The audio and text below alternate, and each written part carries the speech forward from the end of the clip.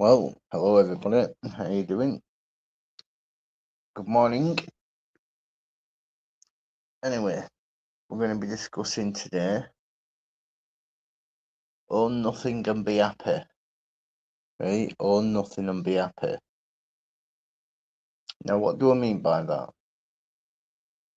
Well, we'll go off what the Economic Forum means by that. Right? You'll own nothing and be happy. Right? Now, I've heard today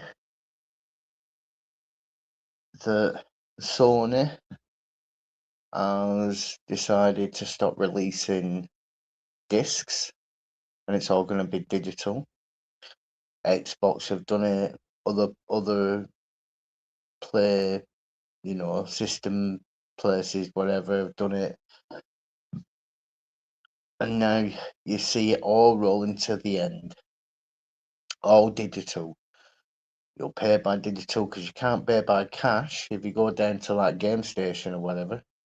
You can't pay cash or CEA to buy a game. You know what I mean? You'd have to buy them second hand to own a physical copy because GTA 6 is going to be digital. But yet they're saying something about something's on full demand and it's not digital, it's something else. I can't remember what it is. Anyway, what I'm trying to say is that the Economic Forum, all these game people went to the Economic Forum, Bilderberg Group, they all go there, understand this, and they're being told straight everything's going digital, right? Get rid of cash. That's why we have reverse ATMs, right? They're pushing really hard now, really hard, right? To understand, we're not far off the Great Tribulation, right? Now, owning nothing and being happy is achievable. Look at my case, I'm poor, right? Look at my case. I'm poor, I have nothing, but I'm happy. Because I fully understand this system is going to go. Money's going to go, everything's going to go. So if you have nothing anyway, right? I mean, look at this. They'll say you'll have nothing and be happy. Have you not noticed that the rich elites, all the rest of it, because they're all a bunch of devil worshippers anyway, right? Governments, religions, corporations, they what? All the leaders are all up there, right? They all go to Bilderberg Group and stuff too, right? And the Economic Forum and all the rest of it, because they all do. They're all part of the United Nations. It's all wrapped into one, in a way. Notice they are rich, but they're not happy, right? And they're going to make middle class down to poor. They're going to strip them of everything, and they're going to be even more rich, right? But in a way, they are happy. In a way, right? Because they get to call the shots now, don't they? You know what I mean? So me being poor. One second, let me have a drink of this coffee.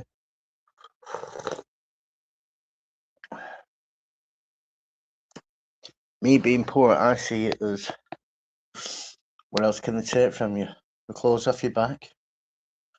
Well, the main aim for all the system being pushed towards the end is so they think they have total control. I suggest you get a computer, right? Never mind PlayStation or Xbox and all the rest of it, because they're all going digital. They're even trying to hit Steam.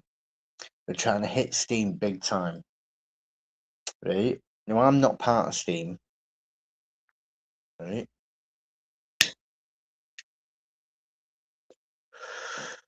Because it's too complicated. You have to download Steam, all the rest of it, register, all this, that, and the other, and then you got to. It's still same thing, digital. It's just not been hammered at the moment, but they're all going digital. Everything, money, games, the cars, taxi drivers are going to lose their jobs because they'll all be driverless, and they won't accept cash because you can't give a driver no cash, can you? So that's a big card. or a fingerprint or something. You know what I mean? Everything, you rent your house, you rent your car, you rent your car park space to park up or something or whatever. Mind you, they'll all be taxis or public transport probably. You know what I mean? Yeah, so understand it this way. In a way, you'll have nothing and be happy. But when you've had nothing all your life anyway, I've been in several situations where I think it's about 4 or 5 times in my life where I've been down and out, like rock bottom, or, I've been homeless once, so I've experienced that. Travel around the world, experienced that. You know what I'm saying? So, yeah, I've had my experience, and it's not what it's cracked up to be. None of it. Because it's all if you've got money. Now, the elites, they're going to have money. They're going to travel around in the planes eating the steaks. The animals will be limited to a certain amount. Mind you, I think this thing about banning meat, I think they're going to take a lot of the livestock underground in these bunkers and raise them down there, the artificial light.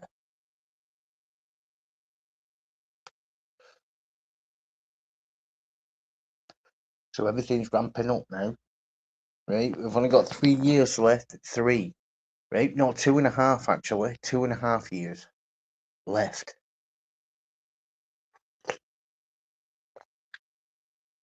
I'm not saying the end of the world is going to come in 2.5 years. I'm saying maybe, I don't know, maybe the Great Tribulation starts 2030, and then you've got 7.5 years, or maybe 2033, 7 years from that point, 3.5 years for, the Antichrist.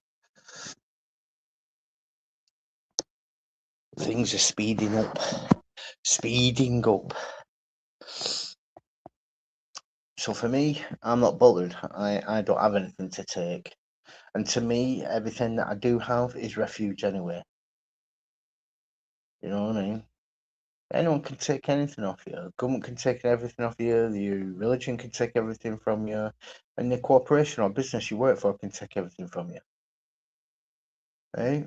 And all this be happy and all this have nothing. Well, it's all basically depopping. That's all it is, depopping, really.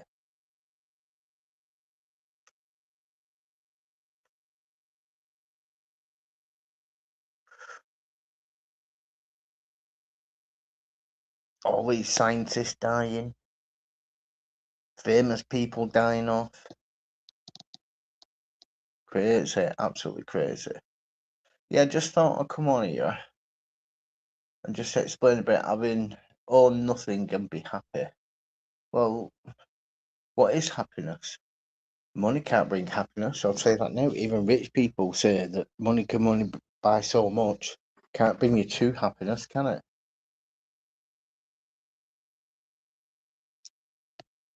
Treasures in heaven, not on earth. Treasures in heaven, not on earth. That's what he said to that rich man. Jesus did to that rich man. Give up everything. He weren't just talking about his riches. He was talking about everything. Family. You'll be ostracized because of the way you speak or what you believe in. You'll be ostracized, chucked out of the religion. Your family turn against you. Your children turn against you because your wife turns the children against you because she didn't think who you. You know, you can't stance like that. You can't have a stance like that. Be more lenient. Like no, God doesn't. He's got to have a stance on it. Why can't I? Same thing, right? So at the end of the day, I mean, everything in this world is to push you down, right? To strap you or push you down, right? We are coming to an end. Seriously, we are coming to an end, right? At the end of the day, even Jesus said he's come to separate people, right? Mother against brother, brother against sister, sister against brother, brother against father, father against them all. You see what I'm saying? It's to split the family unit up. If you've got no head, and then like the husband, the wife, and then the children, and then dogs after that, and animals and stuff. That's the hierarchy, right? You split that up, and it's disarray, disarray. So the first thing is hit people's sexuality. 1920s, 30s, people still got married. There was no such thing. Well, you heard of people being born with two bits, yeah, but there were no such thing as coming out as transgender or anything like that. No such thing.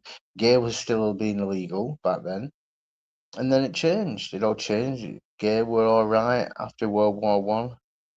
You know what I mean? And then all the rest of it started speeding up. The perversion of the world, and that's how it gets you. Satan gets you. Remember, through the eyes, whatever you look at and you hear is going to make a decision in your head, the way you think and that. So if your conscience is not trained, well, you could end up doing something, and it motivates your heart to do something different. Instead of feeling pity, you got angry. You know what I mean? Or your conscience is dead. Either way, it doesn't motivate your heart at all. Hard-hearted, stiff-necked, basically. But yeah, having nothing is not too bad, really. Seriously, just live within your means. That's all you need to do. Live within your live within your means, and you can still be happy. You don't have to prove nothing to no one. The only people you have to prove to is Jesus and Yahweh, right? Yeshua and Yahweh. That's the only people you have to prove to. That's all. And remember, it's going to get rough, but still praise God when you get down to, because that was the whole point of Satan talking to Job, or to God, saying, look, when he had a meeting with God in heaven, where everyone got together, and he said the only reason he worships you because he's never been through anything bad. It's always blessings. Well, there is a reason why God blessed him, because of his heart. But it was a question that Satan put. Bet you that girl took away. I bet you curse you to your face. And that's a test with everyone. The other one's been already proven. The other one about man ruling himself. Well, obviously, man cannot rule himself. They've seen that from the beginning of creation right up till now. Wars, killings, sacrifices, Baal worship, loads of stuff. You know what I mean?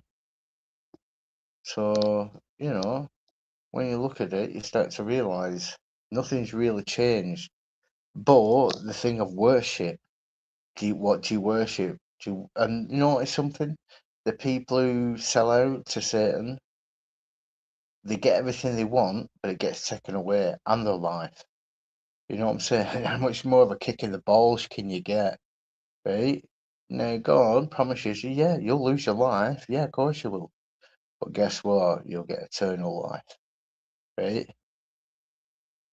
I've got the power to resurrect you, remember? That's what he says to you. I've got the power to resurrect. That's what he said to Job. Where were you when I were at the beginning, when I created everything? The universe, the stars, that are name by name. And he knows every hair on your head. Do you not think he's got the power? Of course he has. Of course he has.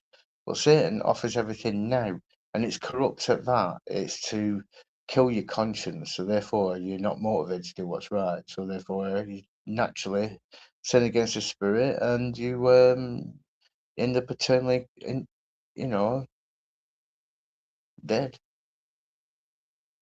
Some people do turn around, even from that position. Well, I won't say turn. I mean, once God gives you up, He gives you up, and that's it. You know what I mean? Might as well do you might as well do Judas. Go and hang yourself or something. You know what I mean? At that stage, if God gives up on you, but God's not that. God's not bad. You know what I mean? He He knows when somebody's too far or not. You know what I mean? But having nothing, believe me, it's not that bad. It's not that bad at all. You know what I mean? Job lost everything, got everything back again. But are we worshipping God for what we can get out of Him? Or when everything's stripped away, do we still worship Him? And know it's not His fault, because we have the advantage of knowing what happened with Job. We know Satan is behind it now. You know what I mean? We've got that knowledge that Satan's behind it, so you can prepare yourself. You know it's not God's fault, so it's going to be harder. It's going to be harder for Satan to try and turn you over, to get, to capture you, like a bird trap in a bird trap, like the Bible talks, a bird trap. You know what I mean? The snare, where it's you go in and then boom, done. You know what I mean? Or a roaring lion on the outside, there's a big massive fence. It's just prowling, following you while you're walking. You know what I mean? It's on the opposite side, you're on the other side, safe, because you've got that barrier. Some people break that barrier from the inside and then let him in, you know what I mean, to devour them.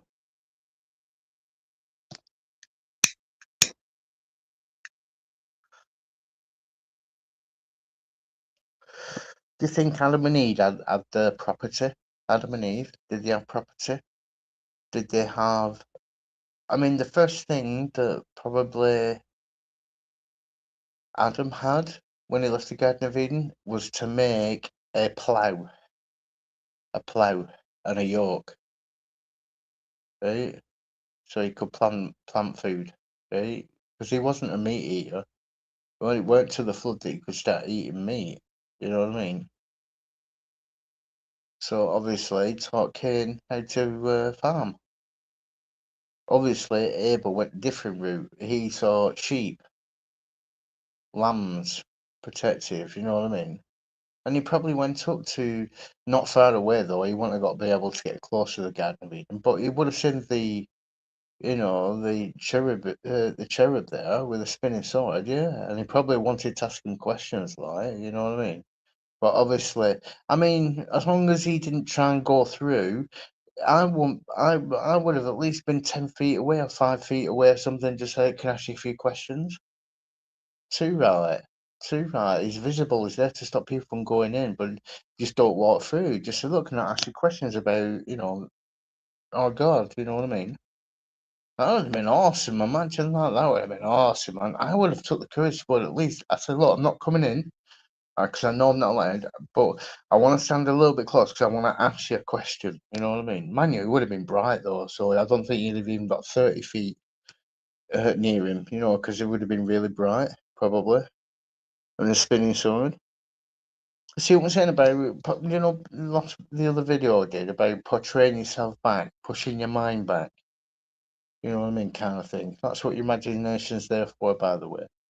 But as I was saying about Adam, he didn't have no property in the Garden of Eden, no clothing, nothing. Walking around, naming the animals, spending time with his wife, all this, that, and the other, for the time being, until Satan came up and that. And he had no property. You know what I mean? You think they were happy? They were at one time, until after, where they had to slug everything out, and they had to work, and then had to produce things like a plough and a yoke for the animal, for the cows and that, the bulls, to pull along the plough. You know what I mean? So obviously, it would have been unhappy, but it would have gained property and more property and more property. You know what I mean? And then cities started to be built eventually. So more property and more property, and more people got more miserable because the one thing that they needed really was closeness to God, and God had separated himself from mankind at that point. You know what I mean? From the beginning, as soon as he got kicked out, he didn't leave them. He didn't leave them to it. He still would have probably taught them and reason things out. But punishment's still punishment, isn't it? When you think about it. So yeah,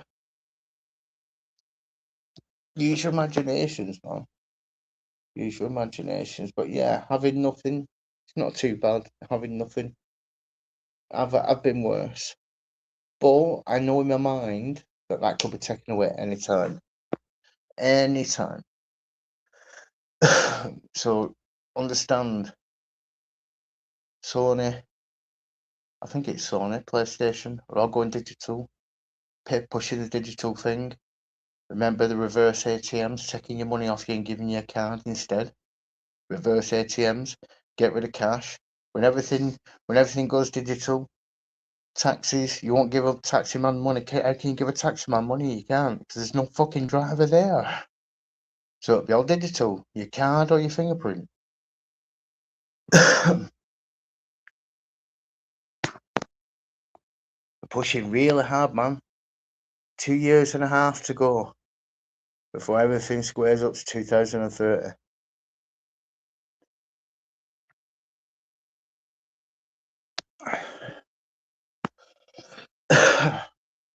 So in order to, I notice these reverse ATMs are not permanent; they're temporary.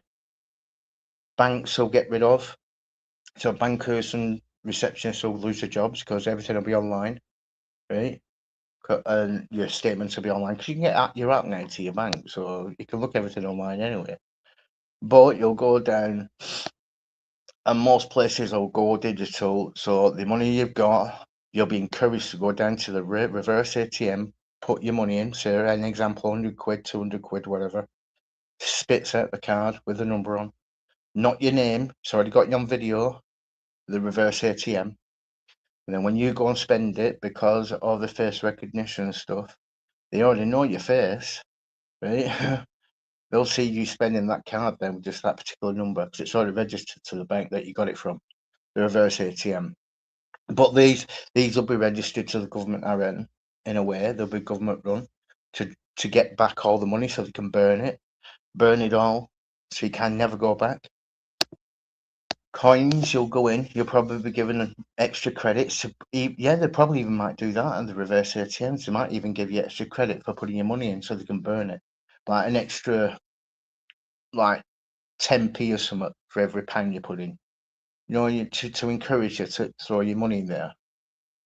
So everything will go digital. Once they burnt cash, basically by getting all the cash in, and then once it all goes to a certain place, it will just be burnt, and everything will be digitized. That's how they'll transition over, right? It's all about research. Knowledge is power. Knowledge is power. Oh, and by the way, I got the shock of my life today. I was saying before about my tooth was snapped straight up, right? Two of them. A bit on something and just snapped straight up. I went to have a look. Now, I have to pay, right? You know how much it is for one tooth now? It used to be 85 quid for one extraction for one tooth. Now I went, they said free consultation, this, that, and the other, blah, blah, blah. I thought, okay, I'll get a free checkup. And then when I looked at the extraction, guess how much the extractions are now? 165, that's basic, 195 for premium. And I'm thinking, what the fuck? What is going on? What is going on? You're gonna have a nation of fucking Beverly Hillbillies with fucking half a teeth missing and shit. Everyone will, because it would just for the premium, won't it? For the elites, right? All the poor will just have to suck on fucking slop, gosh slop, but it'll be liquefied, a bit like the train. What's it called? That film with train where they had to eat that fucking jelly shit that were made from humans. Forgot what it's called now. It's a train that goes through the snow and it just goes like in a massive circle around the world, kind of thing. But the world's frozen, kind of. It's got the guy out of who's he called? The one that played Captain. What's it called? Captain America. Him in it. Good film, but yeah, seriously, there'll be a nation, literally a nation of goofy Beverly Hillbillies walking around in the UK. I can imagine it. Yeah, and you'll clean us. Get in heaven, Park in heaven. So yeah,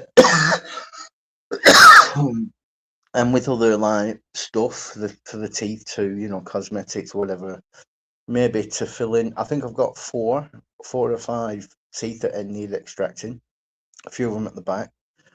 One of my bit of my jawbone sticks out too, where they had a bad experience and snapped my jaw, left it fucking sticking out. So I reckon it could cost anything up to like 1,500, £2,000, something like that, get it all sorted. But I don't trust the injection because apparently it's supposed to have nanoparticles in. I'm a bit dubious. I might need to do my research and say, look, is there any alternatives? I'm not having that shit put in my fucking gums. You can get fucked with that. Not a chance. But I need to do a lot of research for dentists and stuff. And best alternatives. Anyway, it's come to 25 minutes, so I've only got a couple of hours left on Steam left until the 9th, and then it refreshes. So I'm going to leave it here. You guys have a good one. May God bless you. I hope people who, the people should repent, hopefully. For the ones that do want to, do what's right, yeah, may God bless you. For the ones who are bad at the moment, repent, please. Right, I'll catch you later, guys. Have a good one.